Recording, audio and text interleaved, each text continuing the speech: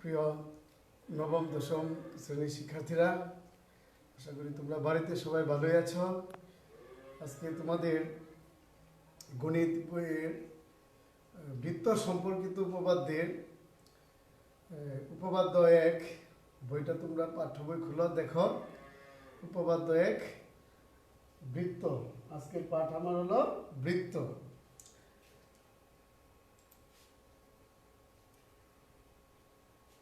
Multimedia ক্লাসরুমের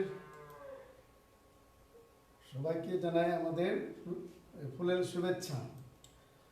আমার পরিচিতি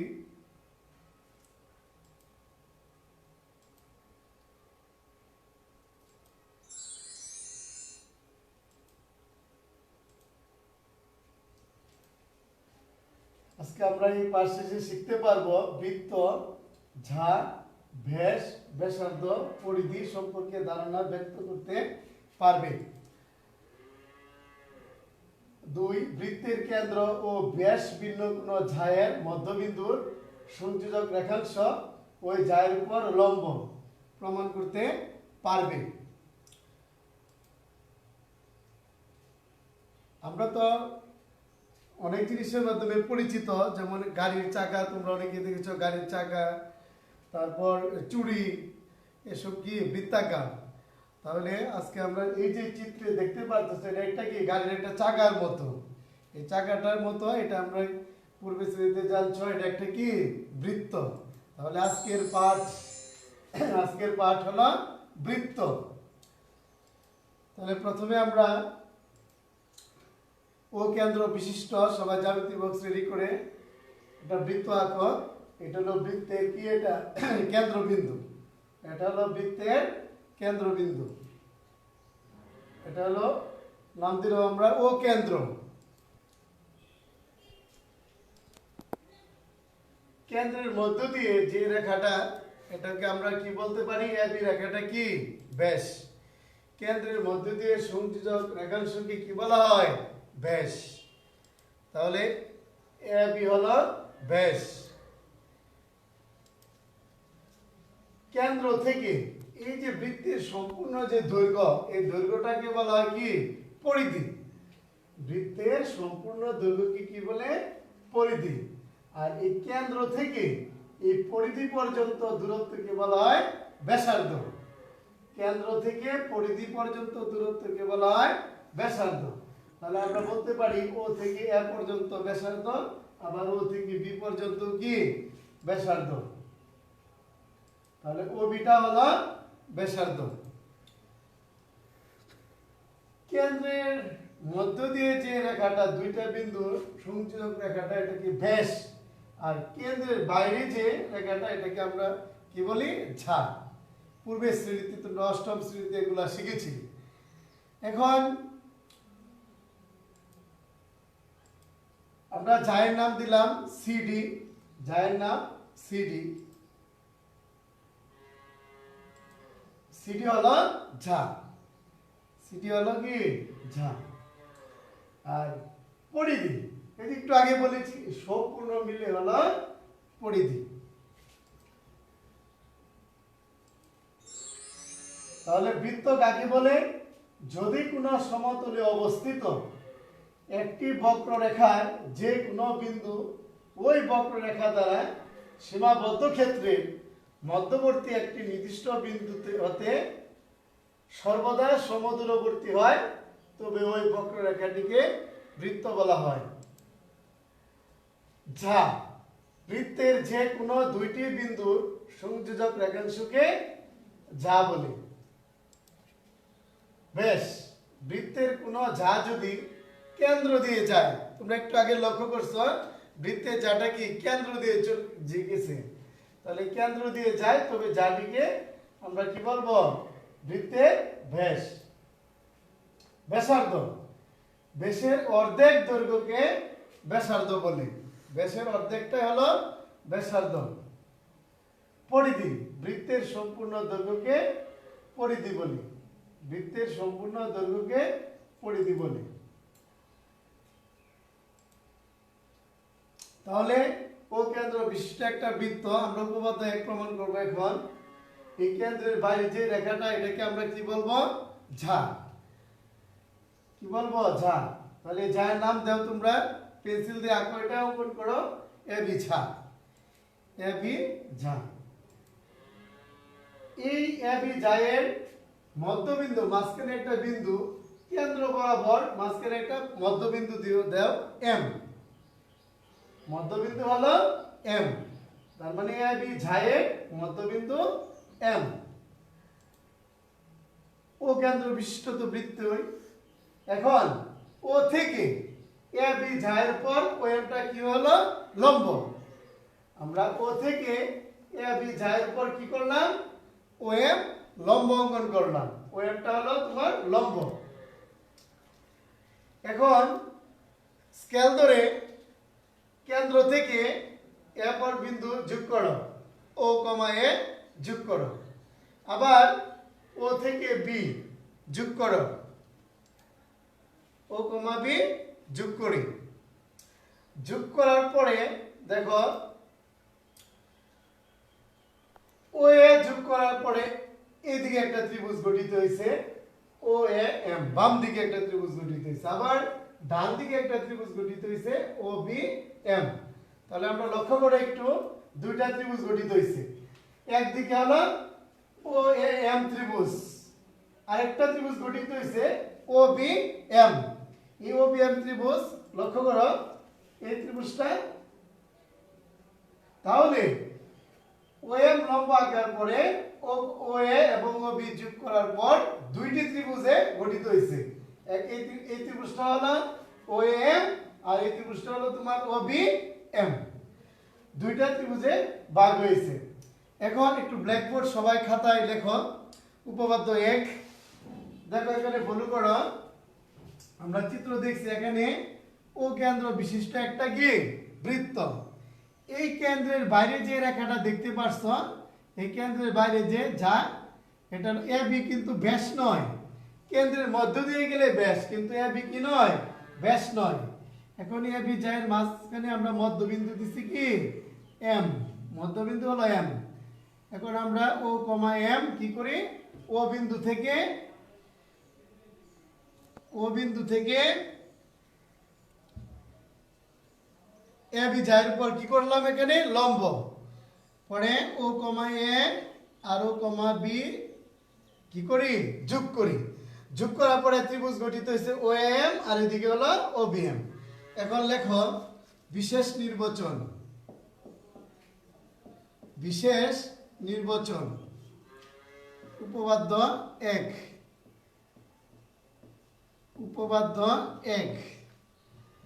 মনে করি তাহলে মনে করি ও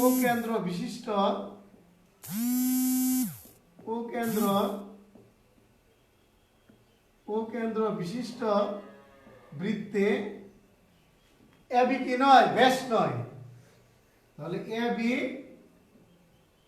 ব্যাস নয়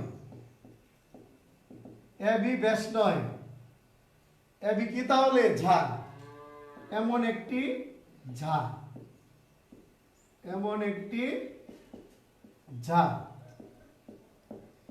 এই ঝায়ের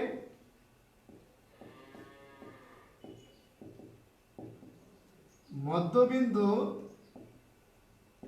এম এই ঝায়ের পর মধ্যবিন্দু আমরা নিয়েছি এম ও থেকে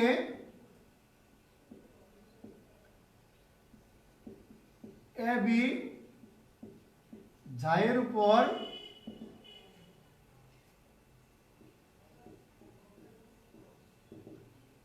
ও এম লম্ব আঁকি ও থেকে এ বি ঝায়ের উপর ও এম কি আঁকি লম্ব আঁকি তাহলে আমাদের প্রমাণ করতে হবে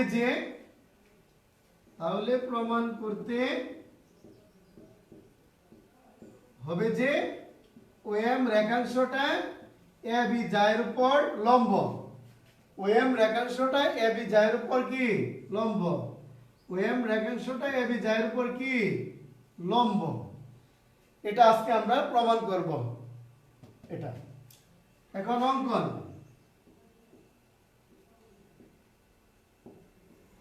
অঙ্কন কি আমরা প্রথমে কি করছি, ও এ ও বি যোগ করি।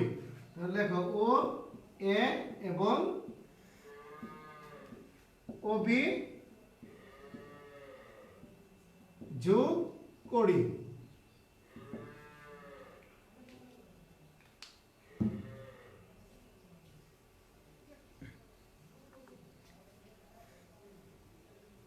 প্রমাণ,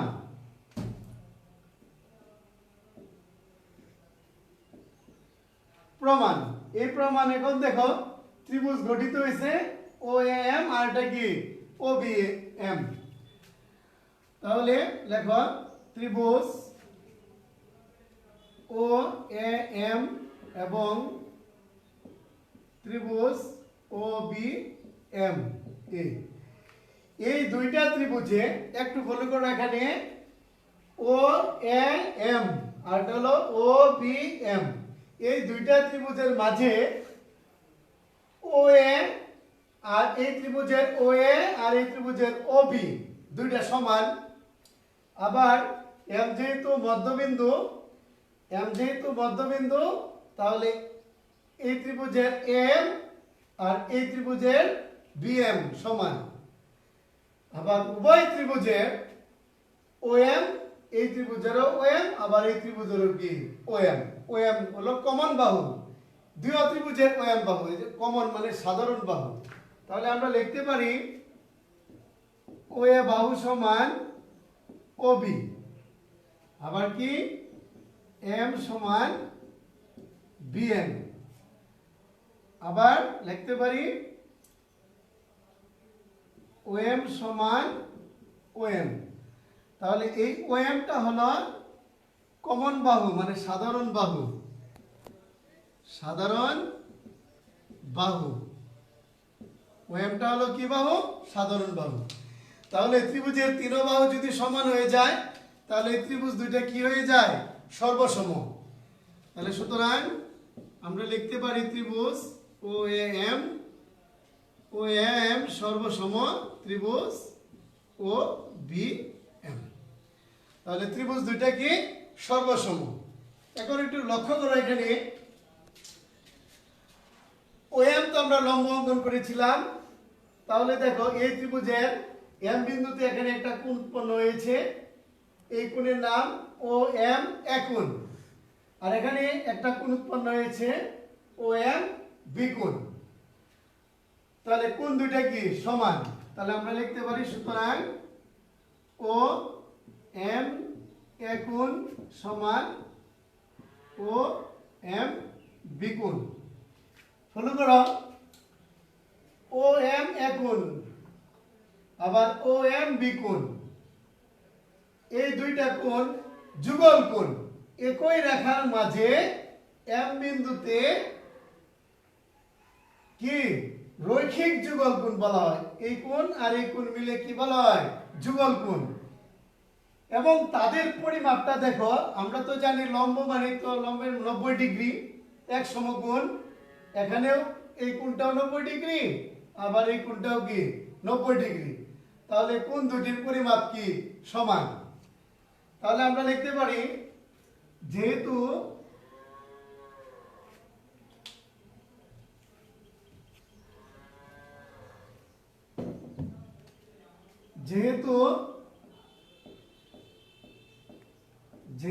কোণদ্বয় রৈখিক যুগল কোণ, যুগল মানে এক জোড়া মানে দুইটা কোণ। তাহলে যেহেতু রৈখিক যুগল কোণ, এই কোণটা আর এই কোণটা মিলে হলো যুগল কোণ।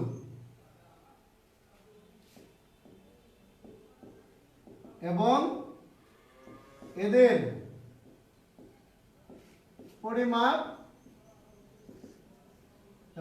পরিমাপ সমান। এবং এদের পরিমাপটা কি সমান। এই দেখো এখানেও 90 ডিগ্রি, এখানেও কত ডিগ্রি 90 ডিগ্রি, কোণের পরিমাপ কি সমান। তাহলে সুতরাং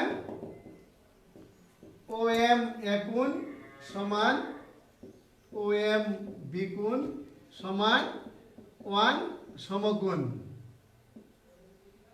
এক সমগুণ। তার মানে এই কোণটা এক সমগুণ, এই কোণটাও কি এক সমগুণ। যেহেতু সমগুণ মানে তোমার 90 ডিগ্রি, তাহলে আমরা বলতে পারি কি 90 ডিগ্রি মানে লম্ব। তাহলে ওএম রেখাটা এবি ঝায়ের উপর লম্ব হয়েছে। তাহলে ওএম রেখাংশ এবি ঝায়ের উপর কি হয়েছে? লম্ব হয়েছে। তাহলে সুতরাং ওএম লম্ব এবি, অর্থাৎ ওএম